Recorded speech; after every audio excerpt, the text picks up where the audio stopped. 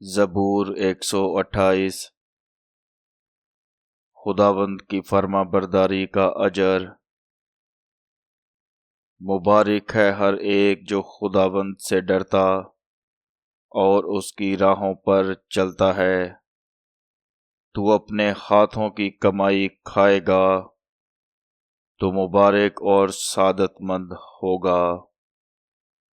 تیری بیوی تیرے گھر کے اندر میوہ دار طاق کی مانند ہوگی، اور تیری اولاد تیرے دسترخوان پر زیتون کے پودوں کی مانند۔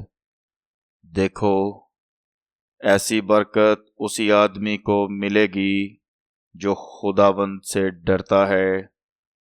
خداوند صیون میں سے تجھ کو برکت دے، اور تو عمر بھر یروشلم کی بھلائی دیکھے، بلکہ تو اپنے بچوں کے بچے دیکھے۔